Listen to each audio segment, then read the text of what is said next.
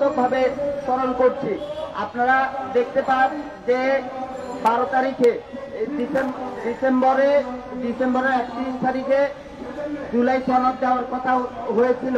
সেখানে interim doctor Mohammad Yunus তিনি সরাসরি হস্তক্ষেপ করে জুলাই সনদ বা ঘোষণাপত্র করতে দেয়নি।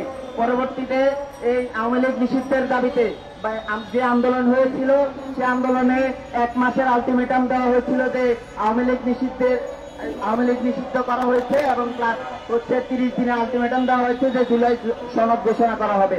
কিন্তু আমরা দুঃখের সাথে জানাচ্ছি যে গত মাসের 25শে জুন ইন্টারিমের ঘোষণাপত্র অফিসিয়ালি বিবৃতির 30 কার্য দিবস পূরণ হওয়া সত্ত্বেও তারা জুলাই সনদ নিয়ে ফিরতি বিবৃতি যে দেওয়ার কথা যে আমরা একটা ঘোষণা দিয়েছিলাম, অফিসিয়ালি স্টেটমেন্ট দিয়েছিলাম যে আমরা 30 কার্য দিবসের ভিতরে জুলাই ঘোষণাপত্র দেব।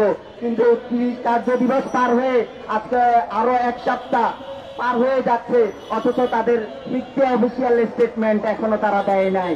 আমরা দেখতে পাচ্ছি এর বিপরীতে তারা একটি রাজনৈতিক দল, একটি গোষ্ঠীকে সুবিধা দেওয়ার জন্য তারা এখন পর্যন্ত কোন ধরনের বিবৃতি দেয় নাই। তারা ওই রাজনৈতিক গোষ্ঠীতে তারা আওয়ামী লীগ যেভাবে মুক্তিযুদ্ধকে তাদের নিজেদের পৈতৃক সম্পত্তি বানিয়েছে, এই জুলাই পরবর্তী সময়ে আমরা দেখেছি বিভিন্নভাবে এই সংগঠনটির নেতাকর্মীরা বিভিন্নভাবে তারা এই জুলাইকে নিজেদেরকে কুক্ষিগত করে রাখার চেষ্টা করছে এবং শেষ পর্যায়ে এসে এখন তারা সরকারের বাইরে গিয়ে অন্যান্য জুলাইয়ের অংশীদারদেরকে জেলে রেখে তারা নিজেরাই জুলাই সনদ ঘোষণা করতে চাচ্ছে।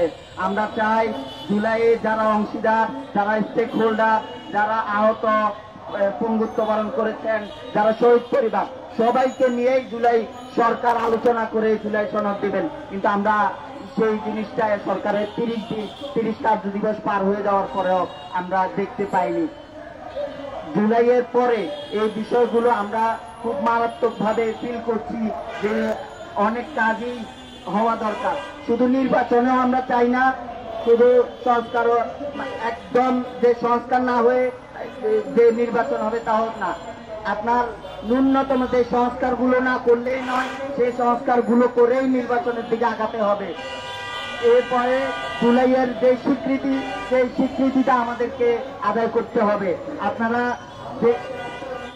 এই স্বীকৃতি আদায় করতে হবে এই বলে আমি আমার কথা শেষ করছি। আজকে আরেকটা দাওয়াত দিয়ে রাখি, আজ বিকাল 4টায় ইনকিলাব মঞ্চের জুলাই সনদ নিয়ে যেই প্রোগ্রাম, আপনারা সবাই সেখানে অংশগ্রহণ করার উদ্যোগ আহ্বান জানিয়ে আমি আমার কথা শেষ করছি।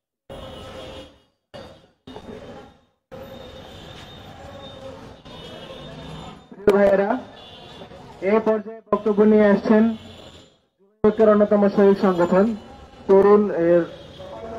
তরুণের আহ্বায়ক জনাব ফাহিম ফারুকী। আসসালামু আলাইকুম। সংগ্রামী জনতা, আপনারা জানেন জুলাই সনদের দাবিতে আমরা মাঠে, কিন্তু সরকারের 30 কর্মদিবসের প্রত্যাশাকে সামনে রেখে 30 কর্মদিবসের ওয়াদাকে আমরা আন্দোলন প্রত্যাহার করে ঘরে ফিরে গিয়েছিলাম। আমরা মনে করেছিলাম ছাত্র জনতার প্রতিনিধিত্বকারী সরকার আমাদের দাবিগুলোকে পূরণ করে 30 কর্মদিবসের মধ্যে জুলাই সনদ পেশ করবে, কিন্তু আমরা দেখেছি কোন এক ষড়যন্ত্রের কারণে সরকার সেই জুলাই সেনাদের আকাঙ্ক্ষা পূরণ করে জুলাই সনদ দেওয়া তো দূরের কথা, সাধারণ কোন ঘোষণাপত্রও দিতে পারে নাই। সেজন্য জনতার পক্ষ থেকে লাল জুলাইয়ের চেতনাকে ধারণ করে আবারও আমরা মাঠে নেমে এসেছি।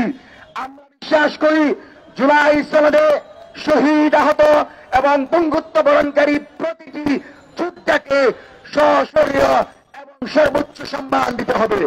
প্রত্যেকটি পরিবারকে পুনর্বাসন করতে হবে এবং যারা হসপিটালের বেডে কাতরাচ্ছে তাদের অতি দ্রুত উন্নত চিকিৎসার জন্য বিদেশে যাওয়ার ব্যবস্থা করে দিতে হবে।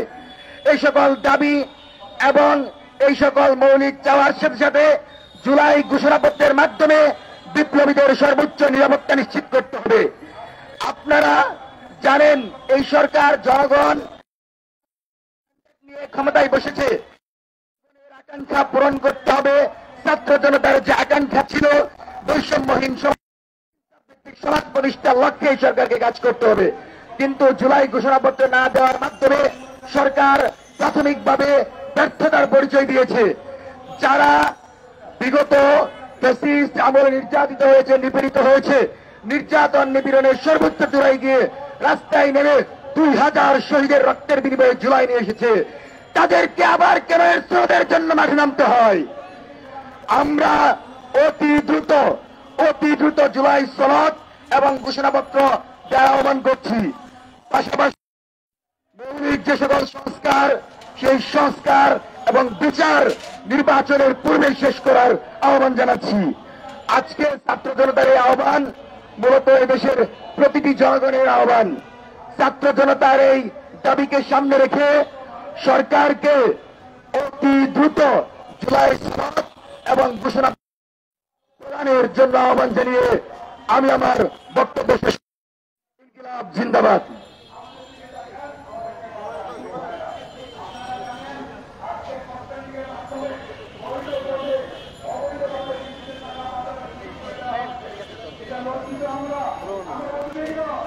স্লোগান হবে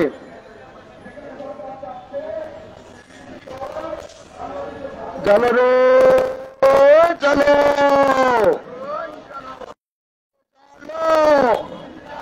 চলো চলো চলো চলো, সিন্ডিকেটের গদিতে, চেতনাবাজদের গদিতে আমার ভাইয়ের রক্ত, আমার বোনের রক্ত, লালজুলার রক্ত দিয়েছি তো রক্ত, রক্তের বন্যায় শোনো শোনো শোনো চাই, শোনো চাই, শোনো শোনো শোনো চাই, জুলাইয়ের শোনো চাই, সনদ নিয়ে টালবাহানা, সনদ নিয়ে টালবাহানা। আবু সাইদ মুক্ত, সাইদ আসিম মুক্ত, আবু